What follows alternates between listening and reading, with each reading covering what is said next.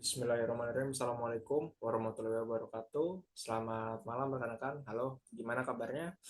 Semoga rekan-rekan dalam keadaan sehat selalu dan diberi kemudahan ya dalam semua situasi ya rekan-rekan. Semoga dipermudah. Jadi pada kesempatan kali ini di pertemuan ke-9 sesi ke-1 kita akan membahas terkait geometrik jalan luar kota. Nah, jadi kita sudah membahas terkait jalan perkotaan. Sekarang di yang sesi kali ini kita akan membahas terkait jalan luar kota. Jalan luar kota identik sama jalan yang berkelok-kelok, berliku-liku, ya, bikin mual, bikin muntah ya pasti rekan-rekan. Jadi kita enggan lewat jalan luar kota karena hal tersebut. Jadi saya izin share screen terkait materi pada kali ini ya. Kita izin share.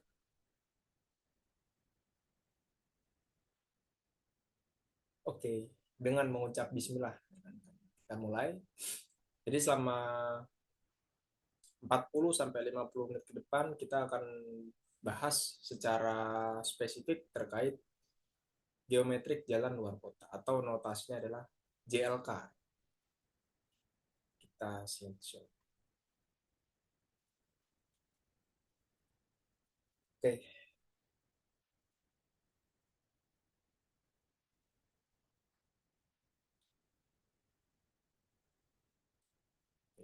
jadi pada kesempatan kali ini kita akan bicara spesifik terkait geometrik jalan luar kota. Jadi rekan-rekan dapat lihat gambar di layar ya. Ini ada salah satu gambar di luar Indonesia rekan-rekan ya, tapi rekan-rekan bisa bayangkan ya kalau misalkan kita lewat sana ya dari titik A ke titik B. Misalkan titik A-nya di atas, titik A, titik B-nya di bawah. Perlu waktu yang begitu lama ya, terus berkelok-kelok, udah berkelok-kelok turun. Nah, itu saya membayangkan ini sudah cukup mual rekan-rekan ya. Tapi kalau kita bicara terkait peraturan dan pedoman, kira-kira kita harus mendesain hal yang seperti apa? Oke, jadi pada kesempatan kali ini kita hanya membahas dua hal saja. Yang pertama terkait alignment horizontal, di mana alignment horizontal itu yang belok-belok ya rekan-rekan ya, yang belok kanan, belok kiri ya, tikungan curam, tikungan tidak curam ya. Kemudian yang kedua adalah alignment vertikal. Nah, alignment vertikal itu yang naik turun. Nah, naik turun. Jadi untuk 50 menit ini di sesi pertama kita akan membahas dua ini saja. Jadi rekan-rekan untuk kita mendesain alignment horizontal, kita mengacu pada gambar 6 strip 14. Di mana di gambar 6 strip 14 itu memang cukup banyak langkah-langkahnya, ya, tapi saya pertegas kembali di kelas jalan ini kita nggak membahas case tadi, ya, tapi saya lebih hal yang lebih dasar terlebih dahulu ya terkait angka-angka ketetapan-ketetapan ya. Jadi supaya rekan-rekan bisa mengimplementasikan, ya, bisa mencoba-coba pada ruas jalan yang rekan-rekan ingin desain. Jadi jangan sampai rekan-rekan salah bagian alir. Jadi bagian alir yang kita gunakan untuk mendesain aliran horizontal adalah gambar 6 strip 14. Oke, rekan-rekan, jadi sekarang kita konteksnya fokus di jalan luar kota. Di pertemuan sebelumnya kita sudah membahas peraturan-peraturan yang berkaitan. Yang pertama terkait peraturan menteri Permen PUPR nomor 5 tahun 2023. Untuk jalan luar kota itu memang bervariatif ya, tapi kita bisa ambil contoh, kita pukul rata untuk kecepatannya itu adalah berkisar 60 ya, 60 sampai 80 km per jam. Lagi-lagi di peraturan menteri itu dia tidak ada angka tetap ya. Jadi dia membuatnya range ya, antara 60 sampai 80 km. Lagi-lagi saya jelaskan bahwasanya range ini berfungsi untuk patokan kita mendesain geometrik. Lalu kemudian untuk radiusnya juga itu sangat berpengaruh terkait kecepatan desain. Yang pertama rekan-rekan kita membahas terkait jarak pandang henti mobil. Di mana untuk jarak pandang henti mobil, ya, rekan-rekan dapat lihat di gambar 5 strip 9 ya. Nah, ini merupakan konsep jarak pandang henti. Yang pertama adalah jarak pandang henti mobil. Oke, rekan-rekan, untuk jarak pandang henti ini dibagi menjadi dua. Yang pertama terkait mobil, lalu yang kedua terkait truk. Muncul pertanyaan, Kak Arif, kenapa dibedakan? Yang membedakan adalah tinggi mata pengemudinya. Kalau misalkan kita bicara terkait kendaraan mobilnya, maka tinggi mata pengemudinya itu berkisar 1 sampai 1,2 meter. Tinggi mata pengemudinya ya. Kalau misalkan truk itu bisa berkisar 1,8 sampai 2,4 meter. Tergantung dari jenis truk. Jadi artinya tinggi mata pengemudi antara mobil dan truk itu berbeda. Jadi harus lebih sigap dan waspada terkait pengemudi truk. Ya, jadi kita bahas satu persatu rekan-rekan terkait jarak pandang henti mobil yang pertama. Nah, untuk mobil ini ya, seperti biasa yang dinamakan JPH itu yang saya beri blok berwarna kuning. Jadi istilahnya saya buat lebih mudah ya. Jadi JPH itu jika mata pengemudi dapat melihat plat nomor belakang yang ada di depannya. Nah, itu baru dinamakan jarak pandang. Atau kaca belakang atau bumper belakang gitu ya. Itu dinamakan jarak pandang henti. Untuk menentukan jarak pandang henti kita dapat mengacu pada tabel 5/11. Oke, nah di tabel 5/11 yaitu kita mengetahuinya adalah VD-nya terlebih dahulu. Lalu kemudian JPH ini disesuaikan berdasarkan tipe alignment. Ada datar, menurun dan menanjak. Oke, nah kalau jalan luar kota itu ada kemungkinan menurun dan menanjak dan datar juga. Jadi tiga-tiganya. Oke, jadi kita ambil contoh ya, misalkan kita punya tadi range kecepatan itu adalah 80, maksimum 80, minimum 80. Sorry, 60. Oke, kita ambil contoh untuk malam ini angka maksimum ya, mungkin boleh lah ya. Angka maksimum itu sebesar 80 km per jam. Mungkin jauh sebelum kita bicara terkait ini, kita ingin mendiskusikan terkait kok beda jalan perkotaan dengan jalan luar kota. Rekan-rekan masih ingat kalau jalan perkotaan itu mempunyai range 40 sampai 60. 40 sampai 60. Nah, sedangkan kenapa jalan luar kota relatif lebih besar kecepatannya? Karena kalau di jalan perkotaan itu volumenya besar, volumenya banyak. Jadi kecepatan dengan volume itu mempunyai korelasi. Ya, jadi semakin besar volume, ya, maka semakin kecil kecepatannya. Itu make sense ya rekan-rekan. Jadi kalau di Jakarta, kalau misalkan untuk menempuh angka 70 km per jam itu sangat sulit. Karena Jakarta sudah padat kendaraan. Tapi kalau konteksnya luar kota, nah, luar kota ini kan menghubungkan dari antar kabupaten ke antar kabupaten atau bahkan antar provinsi gitu ya. Nah, itu relatif lebih sedikit volumenya. Nah, jadi kecepatannya dirasa lebih tinggi dibandingkan jalan perkotaan.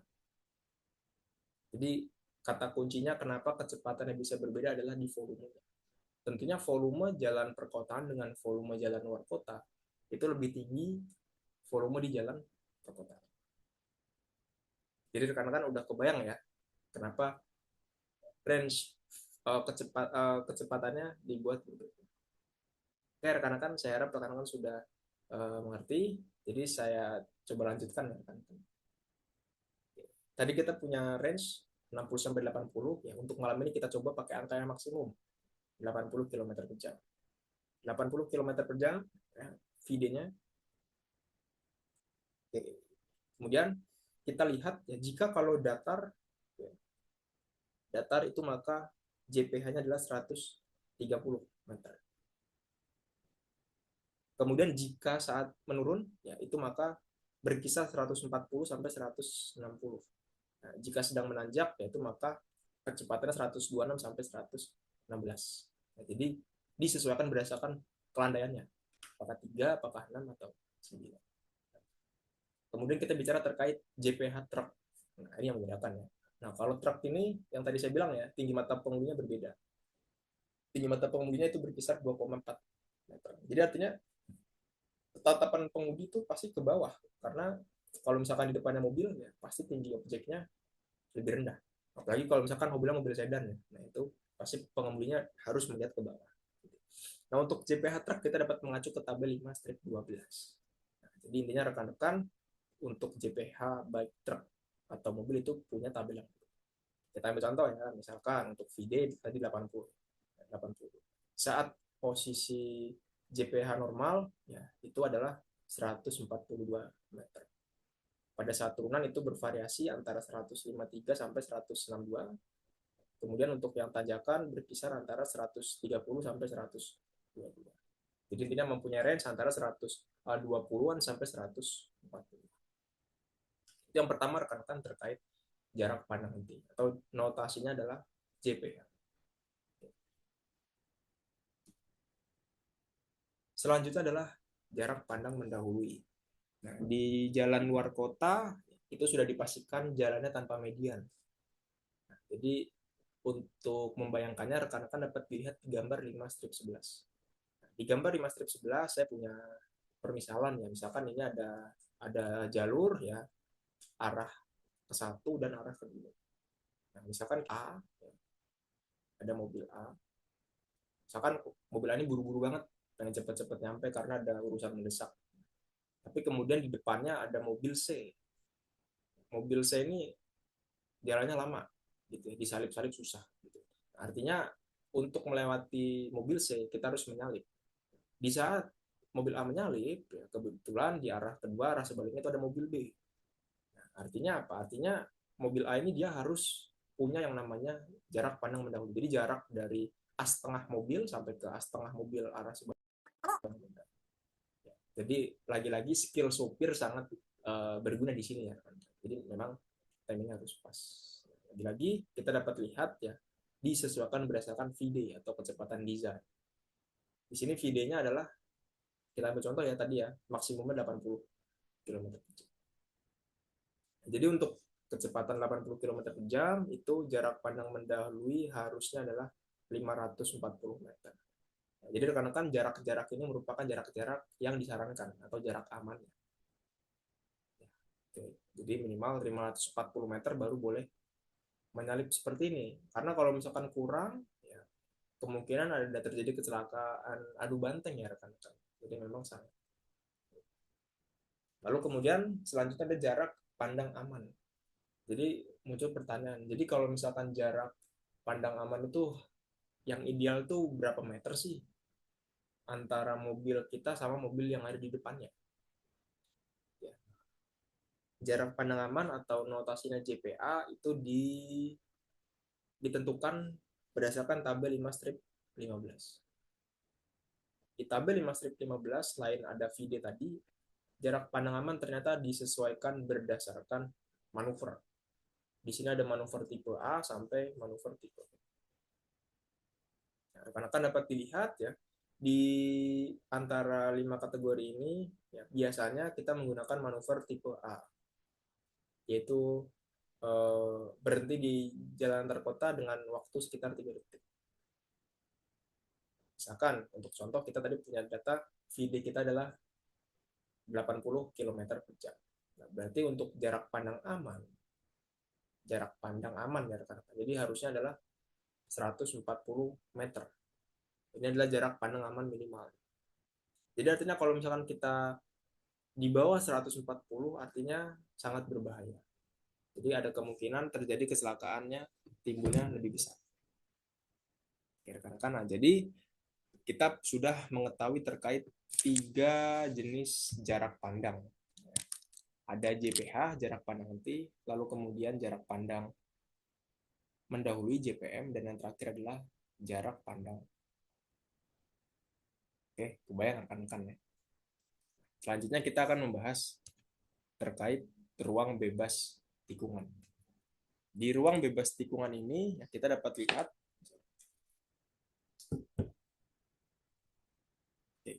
lihat bahwasannya sudah pasti yang namanya di jalan luar kota pasti ada tikungan. Nah, tikungannya pada saat bisa jadi saat desain horizontal atau bahkan digabung dengan aliran vertikal. Kita ambil contoh ya, Di tikungan kita harus mendesain terkait ruang bebas samping. Ruang bebas samping. Visualnya rekan-rekan dapat lihat di gambar 5-12. Nah, di gambar 5-12, yang dimaksud ruang bebas samping itu adalah yang saya beri blok berwarna biru. Ini ya. Nah, jadi misalkan kita punya satu jalur dengan dua arah ya. Arah A misalkan, dari arah A dan di arah B. Artinya, orang dari arah A mau ke arah B melewati tikungan, setidaknya jika mobilnya di sebelah sini, paling tidak dia sudah tahu di depannya bakal ada apa. Di depannya ada apa. Jadi pengemudi sudah bisa mengambil perkiraan ancang-ancang. Cuman biasanya di jalan luar kota itu dihadapkan dengan pohon biasanya, pohon besar. Biasanya di sini adalah pohon. Jadi kalau misalkan ketutupan pohon, kita nggak tahu nih di depannya ada apa. Siapa tahu ada truk mogok atau mobil mogok, jadi ada kemungkinan tertabrak. Muncul pertanyaan, Kak Arif, ruang bebas samping di tikungan itu berapa meter? Gitu ya. Nah, untuk mendesainnya kita dapat mengacu pada gambar 5-13. Nah, di gambar 5-13 ini kita dapat menentukan M-nya ya, ruang bebas samping tikungan itu berdasarkan jarak pandang dan jarak pandang henti. So, ini JPA ya, jarak pandang aman dan jarak pandang henti. Jadi tinggal kita tarik garis lurus saja ya, rekan-rekan. Oke. Setelah itu kita juga penting yang namanya membuat pelebaran tikungan atau P. Di jalan luar kota pasti ada tikungan, itu sudah pasti mutlak.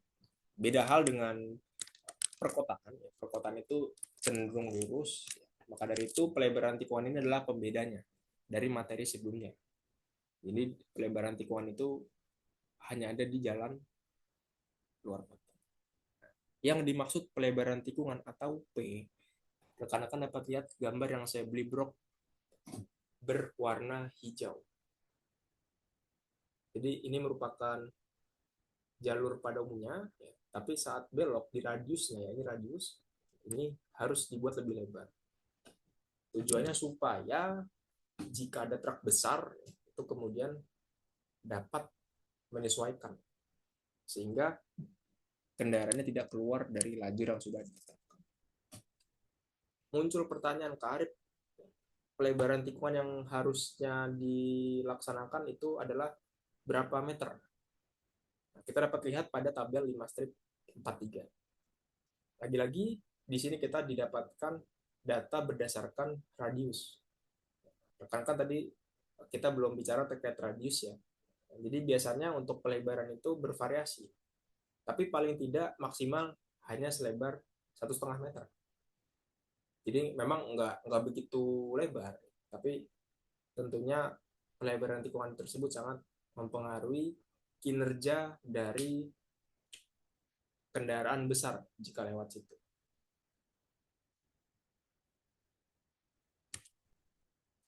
Selanjutnya adalah panjang bagian lurus. Nah, rekan-rekan jika dihadapkan dengan situasi di mana dari titik A ke titik B ada kemungkinan lurus. Oke. Nah, kita dapat membangun geometrik jalan tersebut maksimum adalah 2,5 kilometer. Ya, nah, jadi kalau misalkan kita punya titik dari titik A ke titik B, biasanya untuk menghemat anggaran ya biasanya. Karena kalau misalkan geometriknya dibuat naik turun atau misalkan berkelok-kelok itu memakan biaya lebih besar. Jadi ya udah dibuat lurus aja gitu. Lurus, bener-bener lurus ya rekan-rekan yang nggak ada radius atau belokan. Tapi ingat ya di PDG jadi disebutkan bahwasanya maksimum 2,5 kilometer. Atau kita dapat menggunakan rumus berikut ya. Jadi panjang bagian lurus itu harus kurang dari 2,5 menit kali kecepatan desain. Lagi-lagi di sini kecepatan desain yang mempengaruhi. Jadi kalau misalkan setelah dihitung-hitung ternyata kecepatan 80 km per jam itu enggak melebihi 2,5 kilo ya berarti caranya kita harus mengurangi kecepatan desain dari yang tadi ya antara 60 sampai 80 km. Selanjutnya baru kita bahas terkait radius. Oke, nah radius ini rekan-rekan dapat lihat di gambar yang saya beri blok berwarna kuning. Itu adalah radius. Jadi kalau misalkan saya buat bahasa lebih mudah, misalkan kita di sini punya titik A, kemudian di ujung sini ada titik B. Nah, jadi yang dimaksud radius itu merupakan titik transisi atau menghubungkan antara dua titik A dan titik B. Saya ulangin ya, jadi radius yang saya beri blok warna kuning ini adalah penghubung antara dua titik, titik A ke titik B. Nah, misalkan kalau kita lihat di gambar, ya, ini kebetulan dari titik A ke titik B dia agak ekstrim ya beloknya ya. Ini kalau misalkan kita kita teruskan, nah ini dia agak ekstrim beloknya ya. Nah, jadi yang penting kata kuncinya adalah menghubungkan. Jadi kalau misalkan B-nya di sini ya, misalkan B-nya di sini, nah, artinya kan nggak begitu curam ya. Jadi udah nyampe gitu. Nah, ini juga dimaksud radius. Nah, jadi kata kuncinya radius itu adalah menghubungkan dua titik. Oke, baik eh, panjang, curam atau tidak curam. Nah, itu termasuknya adalah radius. Nah, jadi radius itu kalau kita tarik ke belakang ya, radius itu merupakan bahasa yang digunakan pada PDGJ tahun 97. Nah, jadi rekan-rekan PDGJ 2021 yang saat ini sedang kita bahas itu merupakan pembaharuan dari PDGJ tahun 97. Jadi memang perlu waktu sekitar lebih dari 10 tahun, ya, lebih hampir dari 20 tahun ya, untuk mengupdate ya, rekan-rekan. Jadi kalau misalkan kita lihat di update yang saat ini, itu namanya adalah lengkung horizontal. Lengkung horizontal. Jadi memang kalau misalkan orang-orang masih banyak yang menyebut radius, nah itu berarti orang-orang tersebut yang masih belajar ya menggunakan PDGJ 97. Jadi untuk pengetahuan bersama bahwasanya radius itu sekarang sudah tidak berlaku ya istilahnya. Jadi disebutnya lengkung horizontal. Oke. Nah, kalau kita lihat memang dari lengkung horizontal itu cukup banyak sekali ornamennya ya. Nah, rekan-rekan dapat lihat keterangannya memang cukup banyak ya yang dapat rekan-rekan lihat sendiri. Nah, selanjutnya muncul apa namanya pertanyaannya, tarif minimal untuk desain jalan luar kota itu berapa meter? Nah, untuk menjawab hal tersebut kita dapat mengacu pada tabel 5 strip 18. Di tabel 5 strip 18 ini adalah R minimum. Nah, jadi ini adalah batasnya, batas awalnya. Nggak boleh kurang dari batas. Kita dapat lihat di sini rekan-rekan ya, kita punya VD ya, tadi misalkan kita 80 km per jam. Kemudian kalau misalkan jalan luar kota itu identiknya dengan jalan bukit atau gunung ya. Maka dari itu maksimumnya atau kelandaiannya itu kemiringannya itu adalah saya ambil yang 8%. Yang maksimum gitu ya. Nah, kemudian kita dapat lihat di 80 ini ya ternyata kalau kita tarik garis lurus itu ternyata R minimumnya adalah sebesar 230 meter. Jadi dari panjang garis blok berwarna kuning ini, nah itu minimal adalah 230 meter. Artinya kalau kita mendesain 200 meter, boleh nggak? Tentu tidak boleh.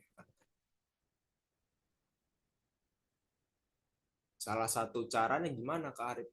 Kalau misalkan di existing cuma ada lahan terbatas, cuma misalkan 180 gitu misalnya. Ya udah berarti kita menurunkan kecepatan rencananya menjadi 70 dan seterusnya. Jadi jangan sampai rekan-rekan memaksakan. Jadi kalau misalkan memang nggak bisa ya diturunin aja kecepatan rencana. Itu terkait jarak lengkung horizontal minimum. Nah, selanjutnya adalah maksimumnya berapa Kak Arif? Nah, untuk maksimumnya itu dibedakan berdasarkan jenis tikungannya. Nah, tikungan itu ada dua, rekan-rekan ya. Ada SCS dan ada full circle. Rekan-rekan dapat lihat di gambar perbedaannya ya. Kalau misalkan full circle itu jauh lebih curam dari titik A, dari titik A ke titik B. Meskipun sangat curam ya, tapi ini jauh lebih aman dibandingkan dengan SCS. Nah, SCS ini dia nggak begitu curam. Kenapa saya bilang full circle lebih aman? Karena memaksa kendaraan supaya melaju dengan kecepatan serendah mungkin. Ya, karena radius lengkung horizontalnya curam. Beda dengan SCS. Nah, SCS ini kan dibuat nggak begitu curam. Jadi kadang sewaktu-waktu di tikungan itu kendaraan membandel, yang nggak sesuai dengan kecepatan rencana. Padahal memang seharusnya untuk di tikungan kendaraan seharusnya adalah mengurangi kecepatan. Oke. Nah, misalkan kita buat dua alternatif ya. Nah, yang pertama kita menggunakan SCS. Nah, di SCS ini kita dapat mengacu pada tabel 5 strip 17. Oke. Di tabel 5 strip 17 kita dapat melihat radius maksimumnya. Nah, misalkan kita didapatkan tadi VD-nya adalah 80. Nah, ternyata di kecepatan 80 km per jam itu ternyata maksimumnya adalah 379 meter. Oke, itu untuk maksimum di SCS. Nah, kita buat alternatif, misalkan untuk di full circle. Nah, di full circle ini kita dapat mengacu di tabel 5 strip 19. Di mana di tabel 5 strip 19 kita dapat lihat untuk VD-nya ya, untuk VD-nya itu di angka 80 km per jam. Nah, berarti untuk panjang lengkung horizontalnya minimum ya rekan-rekan ya. Khusus ya, ini adalah 180 km per jam. Nah, jadi disesuaikan berdasarkan kondisi existing. Kalau misalkan nggak bisa menyentuh angka tersebut, ya berarti kita harus menurunkan kecepatan desainnya. Karena tadi lagi-lagi rekan-rekan saya sebutkan bahwasanya di peraturan Menteri PUPR itu mempunyai range. Jadi nggak angkanya nggak fix di satu angka saja, tapi ada range. Jadi kita bisa milih. Selanjutnya adalah pasti di jalan luar kota nanti kita akan dihadapkan dengan dua tikungan. Ya, nah, dua tikungan itu kalau kita bicara terkait bentuk itu ada dua tipe ya.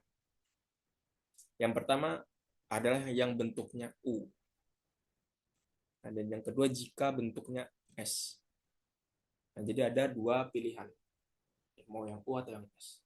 Nah, tapi di sini yang ingin saya sampaikan ya bahwasanya kita dapat lihat gambar yang di sebelah kiri, ya ini di gambar sebelah kiri dan di gambar sebelah kanan.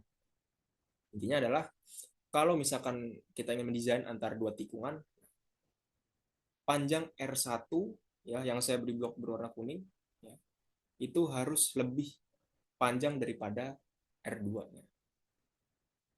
Jadi panjang R sebelum dengan panjang R sesudah itu harus lebih panjang R sebelumnya. Oke, rekan-rekan ya. Jadi kalau misalkan panjang R1-nya itu misalkan 200.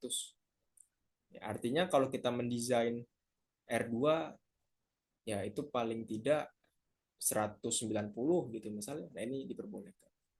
Tapi kalau misalkan R2-nya 210 misalnya. Nah, ini berarti tidak boleh rekan-rekan ya. Karena di sini batasnya, ambang batasnya adalah 200. Nah, itu jika dihadapkan dengan dua tikungan. Baik yang tikungan bentuknya S maupun yang bentuknya U. Selanjutnya adalah lengkung peralihan. Nah, saya pertegas kembali bahwasanya lengkung peralihan merupakan istilah yang digunakan pada PDGJ 97. Oke, nah jika kita lihat pada PDGJ 2021 ya, nah itu kita dapat lihat bahwasanya menggunakan istilah baru yaitu namanya adalah panjang spiral atau LP. Oke. Nah, di mana di panjang LP ini yang saya beri blok berwarna kuning. Nah, jadi LP itu ada dua ya di sini ya. Yang pertama itu dari arah berangkat, yang kedua menuju arah tiba. Nah, dari dua LP ini kita dapat menentukan berdasarkan tabel 5-41. Nah, di tabel 5-41 ini, ya misalkan kita masukkan kecepatan desain itu sebesar 80 km per jam.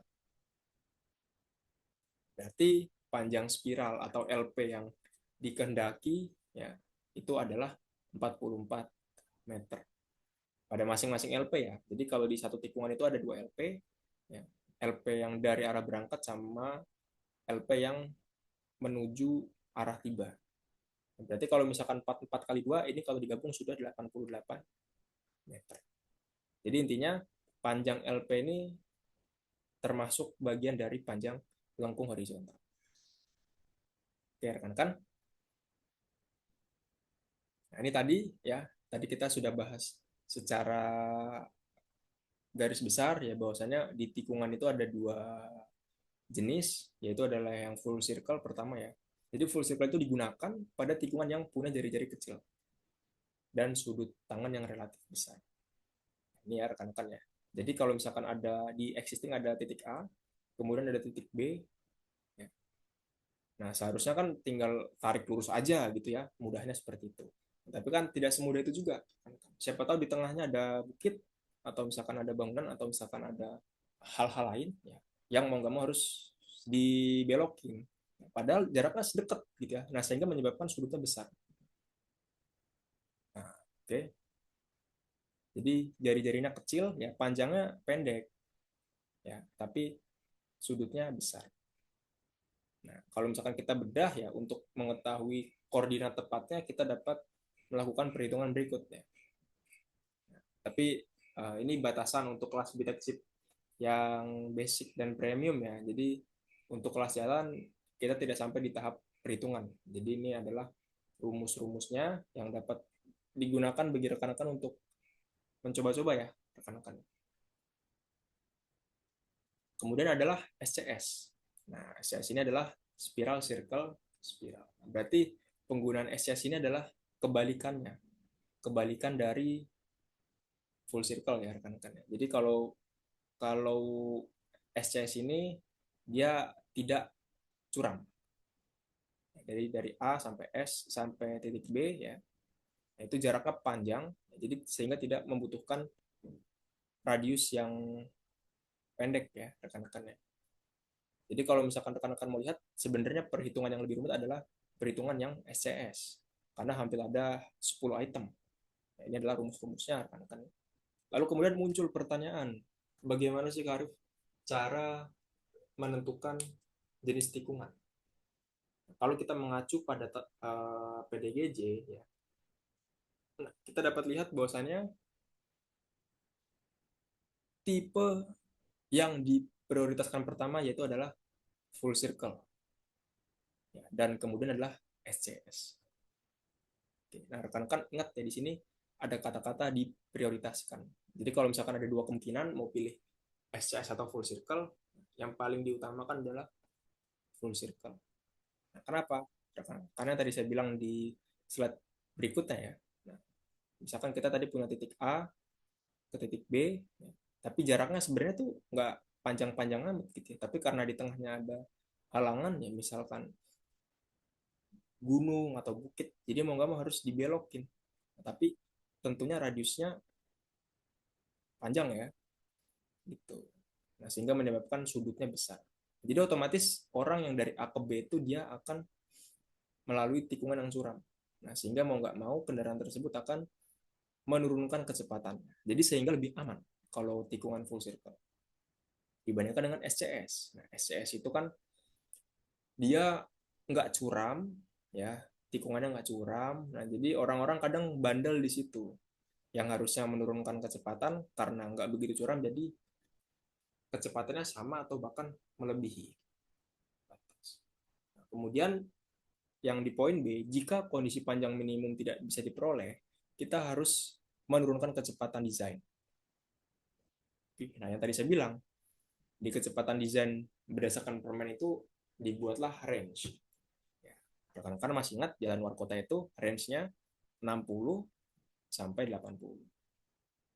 Jadi kalau misalkan kita mendesain angka 80 km per jam ternyata nggak nggak sesuai, ya nggak disanggupi. Jadi tinggal kita turunin ke 70, lalu kemudian ke 60. Selanjutnya, tadi sudah kita bahas terkait dua tikungan. Jadi saya pertegas kembali ya, kalau kita bicara terkait bentuk tikungan, yaitu ada dua bentuk. Nah, pertama itu adalah bentuk U, nah, dan yang kedua itu adalah yang bentuk S. Kita dapat lihat di gambar ya, di gambar yang saya beri blok sebelah kiri ya ini ya. Rekan-rekan dapat fokus di warna kuning. Ini dia langsung menyatu rekan-rekan. Jadi dari R1 ya, dari R1 ke R2 itu dia menyatu. Baik yang U maupun yang S. Nah, hal tersebut tidak tepat rekan-rekan. Karena kalau kita mengacu berdasarkan PDGJ 2021, itu harusnya dibuat jarak minimal 20 meter. Jadi kalau kita lihat yang bentuknya U ya, jadi setelah kita mendesain R1, kita kasih jarak lurus sepanjang minimal 20 meter. Baru kemudian kita lanjut ke R2. Oke. Nah, begitu juga dengan yang bentuknya S. Jadi setelah kita mendesain R1, kita kasih jarak terlebih dahulu minimal 20 meter. Baru kemudian kita belokkan. Nah, seperti ini. Rekan-rekan ya. Muncul pertanyaan, kenapa Kak Arif harus 20 meter? Oke. Nah, jadi untuk mendesain sebuah jalan, paling tidak kita harus mengetahui kendaraan rencana yang akan lewat. Jadi rekan-rekan tahu truk kontainer 6 as. Jadi kendaraan yang paling panjang yang ada di jalan raya ya, itu panjangnya adalah maksimum 18 meter. Jadi misalkan kalau ada truk kontainer panjang 18 meter, kalau misalkan lewat jalan luar kota, kemudian nggak ada rasio R, jadi artinya kendaraannya nggak bisa belok. Jadi artinya kendaraannya menyangkut. Jadi kalau misalkan kita lihat yang di sebelah kiri ini adalah desain yang salah. Jadi nanti kendaraan truk kontainernya nggak bisa belok. Nah, kalau misalkan kita kasih jarak minimal 20 meter, paling tidak posisi truk kontainer itu dia nanti sudah lurus. Jadi muatan di belakangnya sudah posisi lurus, baru kemudian kepalanya belok lagi. Nah, jadi kira-kira seperti itu. Itu alasannya kenapa minimal 20 meter. Jadi kita asumsikan truk kontainer panjang 18 meter yang akan lewat. Ya kan? Nah, sebelum kita lanjut ke desain alignment vertikal, ya, saya beri waktu selama 1 menit bagi rekan-rekan yang ingin bertanya. Ya, silakan tuliskan di kolom.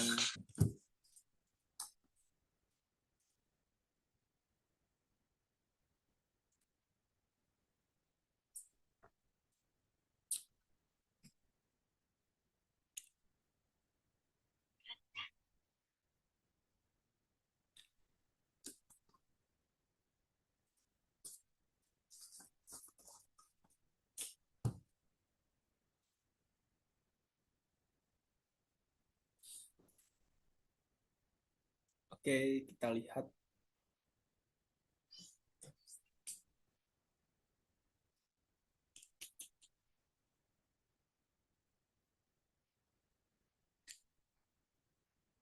Oke, rekan-rekan, time is up. Oke, sudah selesai. Terima kasih bagi rekan-rekan yang sudah bertanya di kolom komentar. Jadi pertanyaan akan saya tampung terlebih dahulu. Nanti akan kita bahas, akan saya jawab pada 15 menit sebelum sesi kedua.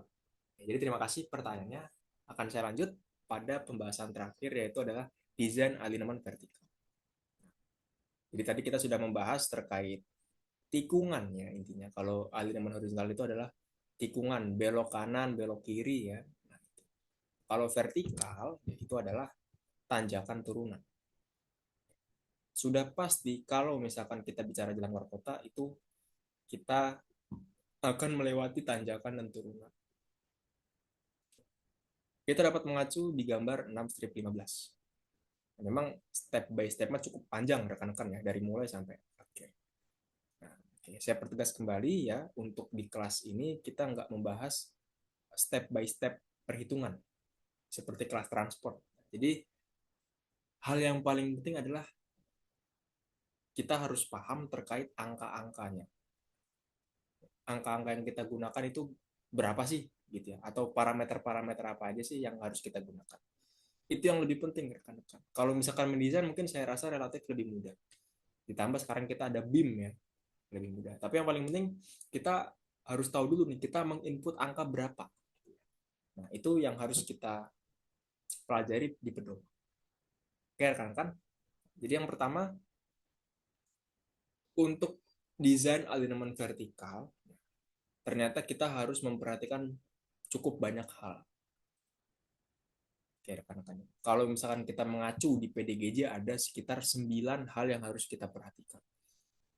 9 loh rekan-rekan.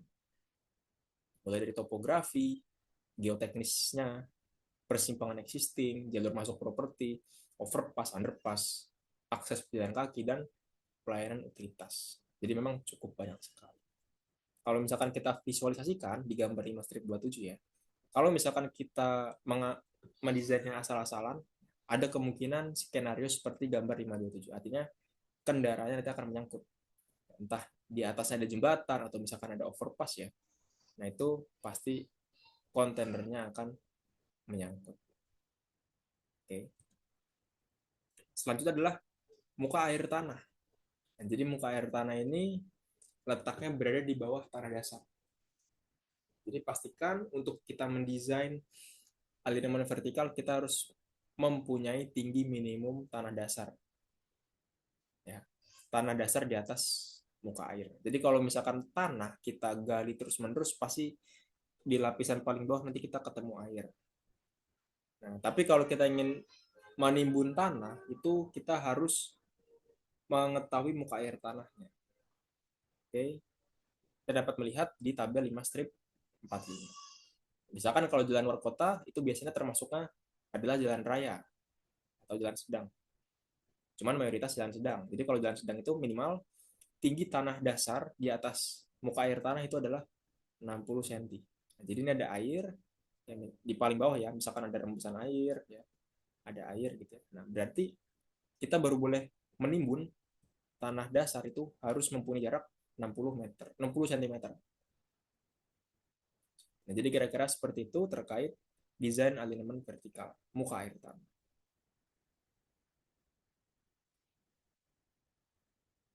Nah, lalu kemudian layanan utilitas bawah tanah. Di jalan luar kota juga tidak menutup kemungkinan ada layanan utilitas. Misalkan seperti jaringan pipa, pipa gas ya, pipa gas, pipa air, kemudian kabel ya, kabel telepon atau misalkan kabel listrik, nah itu juga ada kemungkinan. Jadi pastikan layanan utilitas itu berada di bawah tanah atau paling tidak mengganggu kelancaran arus lalu lintas. Karena kan kita nggak mungkin ya lagi nyetir tiba-tiba ada kabel menjuntai dari atas. Itu nanti nyangkut dan bisa terjadi kecelakaan.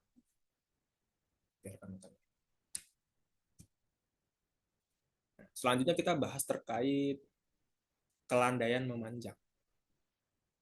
Ya, rekan-rekan dapat lihat gambar yang saya beri tanda checklist ya.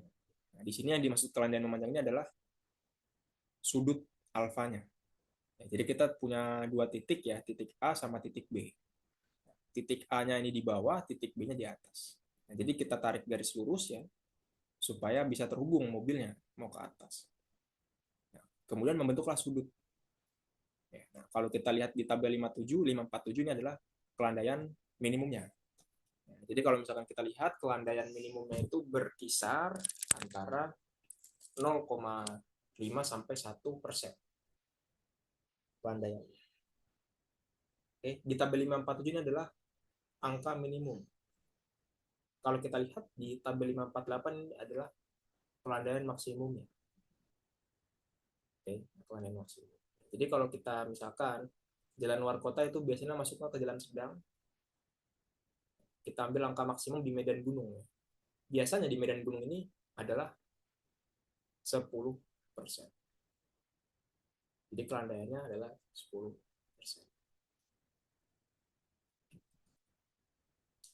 Baru kemudian kita bahas terkait panjang landai kritis. Kalau tadi kelandaian itu adalah sudutnya, sekarang kita bahas terkait panjang. Dari titik A ke titik B, ya, itu yang saya beri blok warna kuning. Ya, nah ini dimaksud dengan panjang landai kritis. Oke, nah, kita dapat lihat ternyata diatur rekan-rekan panjang landai kritisnya di tabel 5 strip 49. Di tabel 5 strip 49 ini kelandaian memanjang itu cukup banyak kategorinya ya. Yang paling rendah itu 4 dan yang paling besar adalah lebih dari 10%.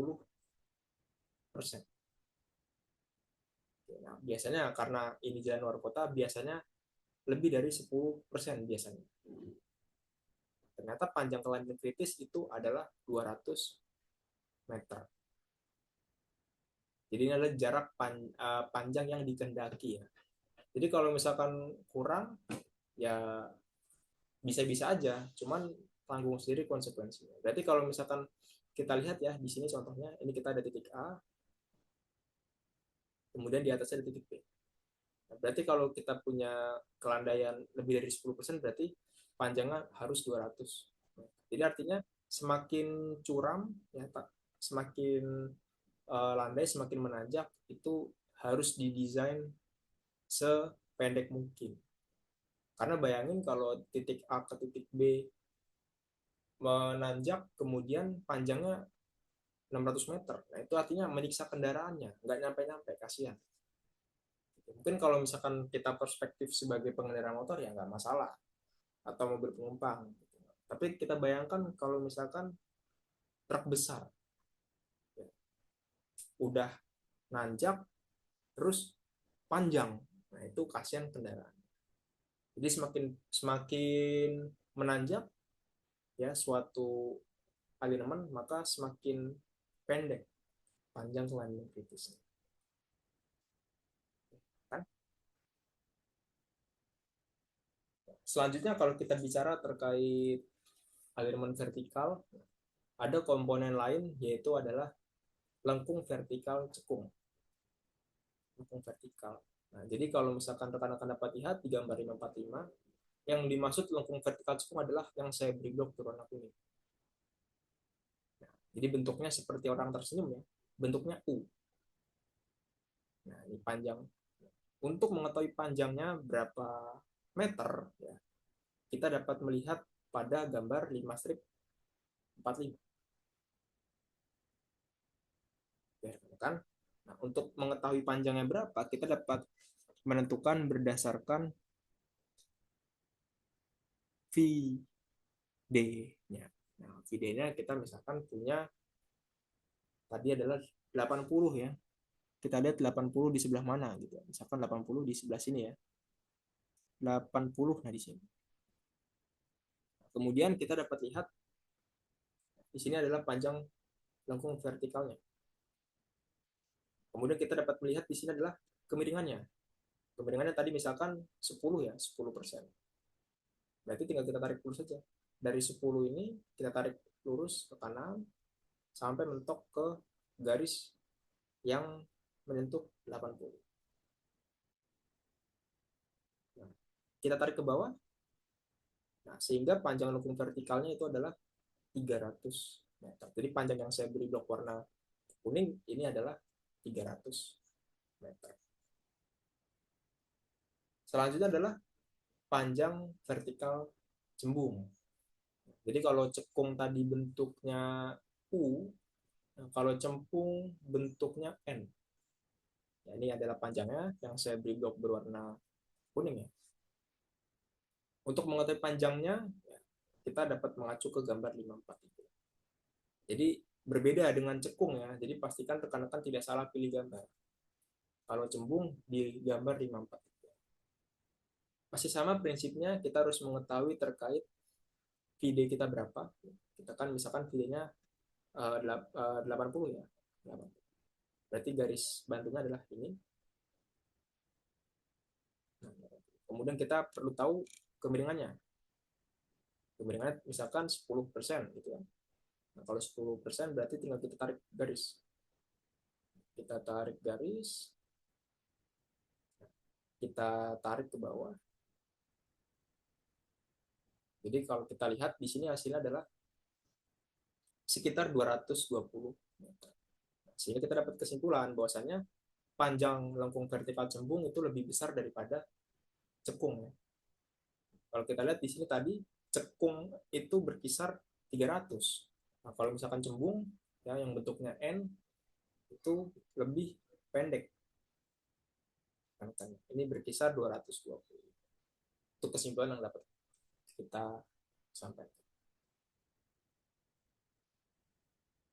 Oke, sebelumnya saya kasih waktu selama 1 menit bagi rekan-rekan yang ingin bertanya, silakan tulis di kolom chat ya rekan-rekan ya. Sembari saya izin dulu.